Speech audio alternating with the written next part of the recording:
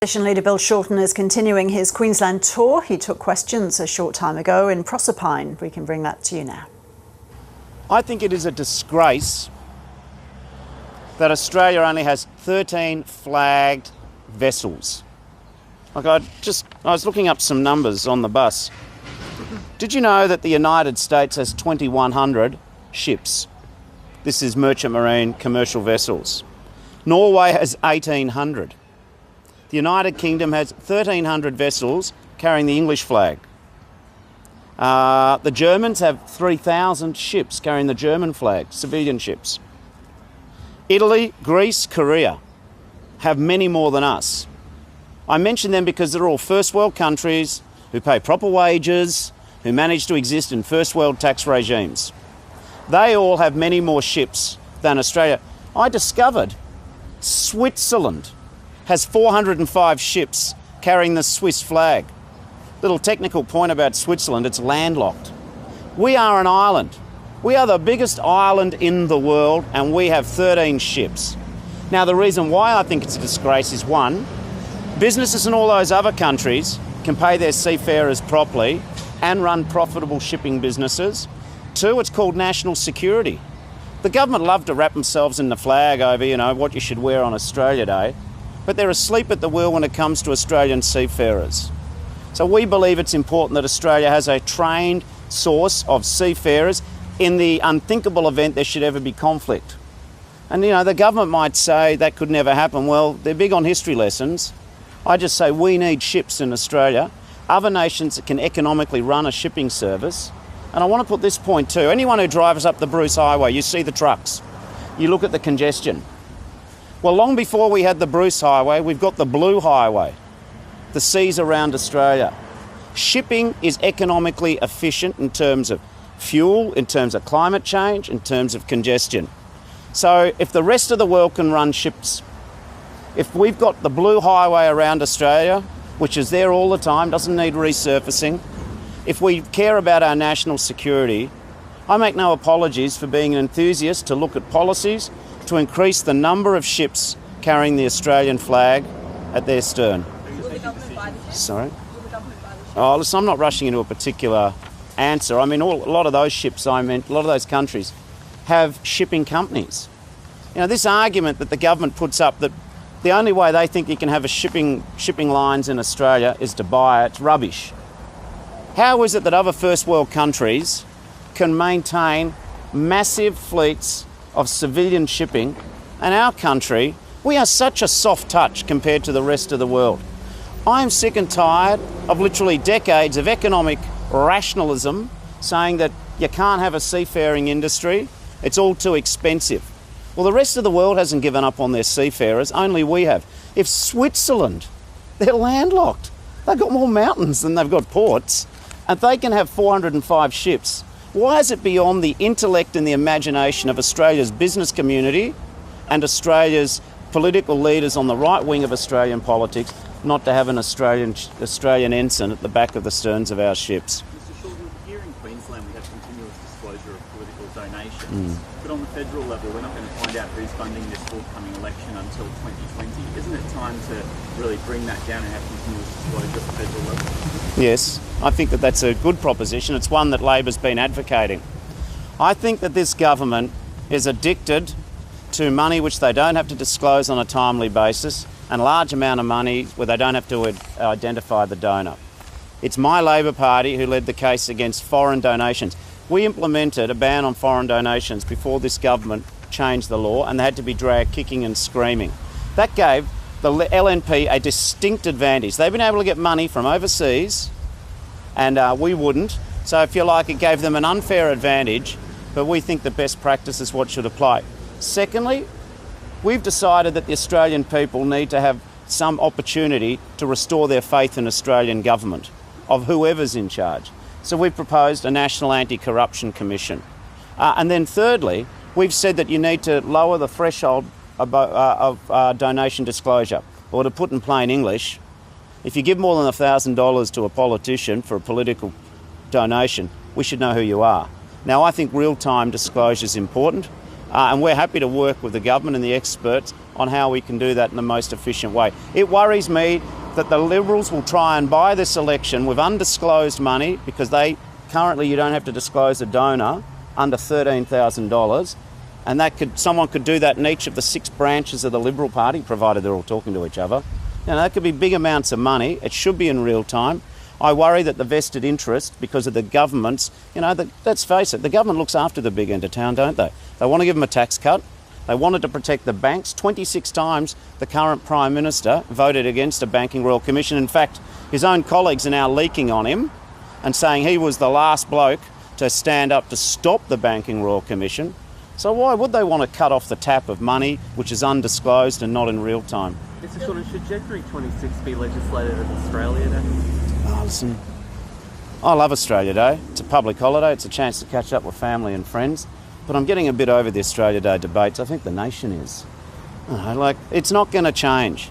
Yeah, there might be a few sort of green councils who want to change the day they administer citizenship ceremonies.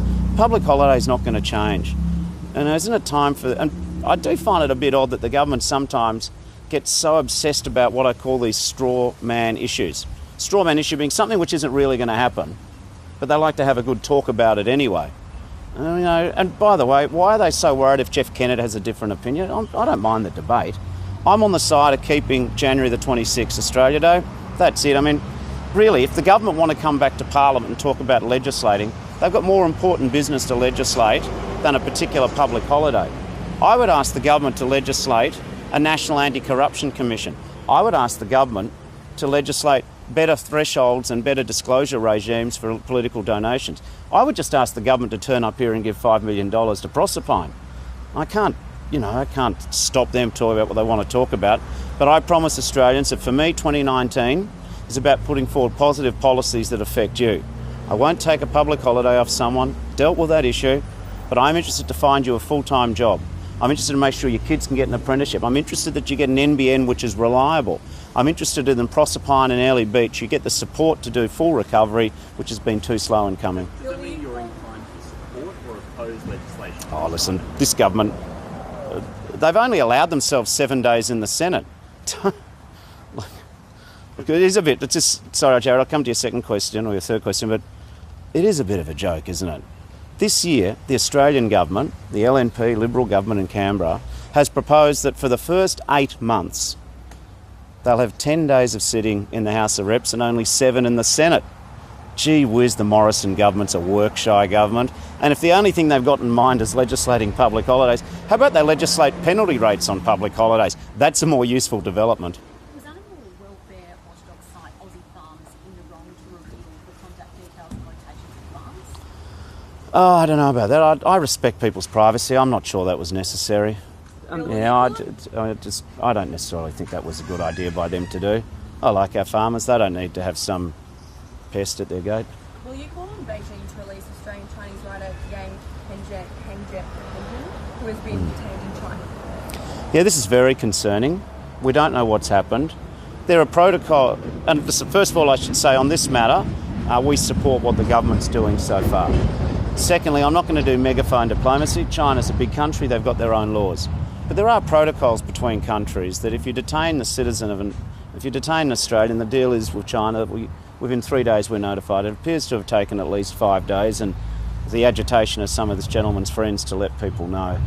It is concerning. It's an individual case. I know the Australian government's making all inquiries, and I'm very supportive of that. It shouldn't be. It's surprising and concerning. The Prime Minister's attacked your negative gearing plan again. Can you guarantee that renters won't have to pay more under your plan?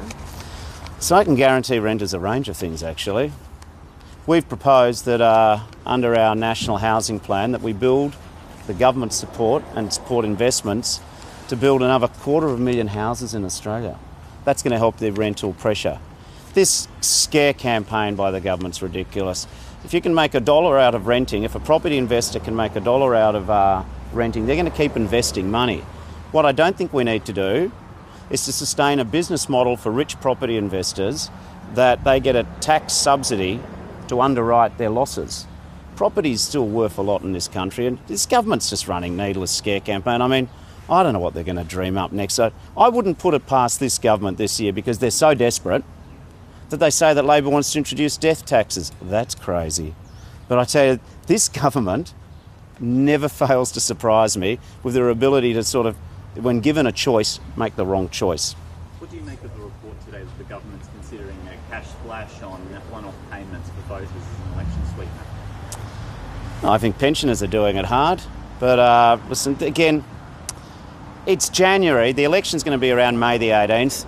People tell me that the Liberal Party's only got one date for their election celebration, or not on. It's May the 18th at the Sofitel. All the government is thinking is May the 18th. They've stopped governing. Whatever explanation could there be for them unusually bringing the budget forward by a month, by only sitting for 7 days in the Senate and 10 days in the House of Reps?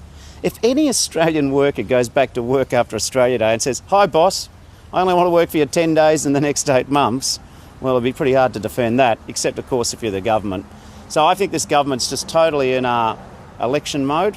That's fair enough, but they've stopped governing. We want to look after pensioners. That's why we're going to unfreeze the Medicare rebate. That's why we've got exciting plans to reduce people's energy costs, and we're going to have more to say about how we look after their health, their hospitals, and indeed the pension." Just going back to my question, do you Sorry? do you welcome the handouts though? I think we need to look after our pensions, and Labor will have more to say about that too. But of course, maybe the government shouldn't have cut the part pension for 370,000 people. Maybe they should have had an energy policy which meant that utility prices and energy prices haven't gone up by 20%. Maybe they should have had policies which froze the patient rebate, which older Australians used to be able to get back from the doctor. Maybe they shouldn't have proposed Australia's oldest working age of 70.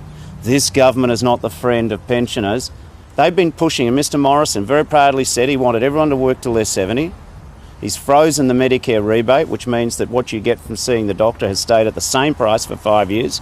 And of course, we've seen the price of energy go up and up and up and up. Going back to my question before, Yeah, I'll come to you in a sec. do you think the Australian government should then issue a travel warning to people travelling to China that they might be detained if they criticise the government? Well, obviously, that's a really important question, and people have asked me that in the street as well. The travel advisory doesn't recommend that, and I tend to take the advice of the department. Listen, I think in general, the arrangements currently, there's plenty of people travel between China and Australia. I think the general situation's fine, but I'm not going to sugarcoat it. This individual case is concerning, and it is surprising. So, you know, I'll work with the government on all efforts to resolve this individual case, but I wouldn't start extrapolating beyond the individual case to a general statement. Can I just ask a Sure. local question? Yes, please. Favour? Yes. No visit to Airlie Beach today. Have you got any plans to visit down there anytime? As you know, I've been to Airlie Beach a couple of times since the cyclone. On this trip, we've also got to go to Ayr and Bowen, so there's only one of me and one bus. We can't be everywhere. But what I did do is I spoke to your mayor, and I just want to say about your mayor, every time I've been here, he's been here. I think he's a fellow, he's so good at his job, I couldn't tell you his politics, but he wears his heart on his sleeve. I was asking him in his own constituency or division, where were you saying, Cooper? Conway and Wilson's Beach. Conway and Wilson's Beach. You know, I had a look at there last time. They're still doing it hard. So I am going to make it my business to find out how recovery's going in Airlie Beach. I do give some credit to the state government utilities. They've done their thing. I will when this visit to Prosepine has prompted me to find out how insurance claims are being processed and to also see how the other tourism infrastructure is going in the area. And, Sorry, yeah. Just one other question. Yeah, take your time. To Bowen, going to be visiting Big Mango then? Just I always around try and are you? genuflect before the big mango. Right? Yes. Fantastic. Yeah. We look forward. Listen, we even eat mangoes in Melbourne. Unfortunately, we just pay more for them. We've heard word that later today you'll be making a brief announcement in verticals. Mm-hmm. Do you think it's contradictory that you might be supporting the brief but also further supporting? No, I think they're all connected issues. I think we need to do more on climate change. We need to do more on the water quality which runs off into the reef. I think you'll find our announcement, which we're announcing in a couple of hours, is about backing new technology, groundbreaking technology which can generate jobs, generate industry, and I think can be a solution right across the north in terms of water clarity, and I think that's going to be great for the reef. On the broader point, we do want to move the Australian economy away from a simple reliance on coal. We want to see more renewables in our energy mix. But I actually believe that it's not an either or. Exporting coal is a big part of Australia's economic story. In fact, if it wasn't for the resources sector, and not just coal, but iron ore and others, I don't think Australia would be in the same position today that we are. And of course, we still need coal for our energy. But what I'm not going to do is simply pretend that you can just sit by coal and not change. We have to change. Leaders don't tell people that when you need to change, they're too scared to tell them the truth. Well, I'm not. We need to have more renewable energy in our system. The technology's getting cheaper. 2 million Australian households already have solar on their rooftops. With the advent of battery technology, the ability to store the energy produced during the day and use it at peak times at night when your kids are on the computer, when you're doing the cooking, the washing, what have you, I think batteries are a game changer. Our nation has the smartest solar and renewable scientists in the world. Our nation is blessed with the best supply of wind and sun anywhere in the world. You know, Germany has 1/3 of our sunlight, but its industry, its renewable industry, is bigger than ours. So I don't want Australia to always be at the back of the pack when it comes to new technology. I think Australia needs leaders. It doesn't need people who say be afraid of the future. Coal will still have a role, but I'm not going to put all my eggs in that basket. We've got to start moving to a more modern, renewable energy based system, and in doing that, that's the best security the reef has of any of the political offerings on offer today. All right, do you want to outweigh my welcome? Yeah, last one.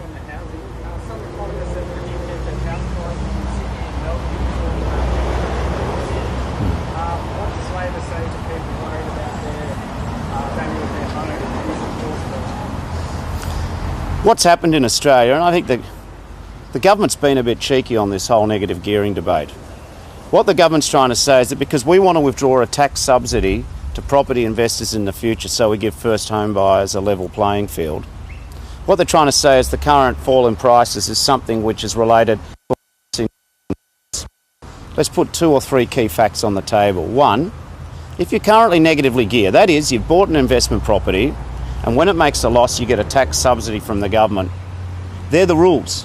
So there will be no...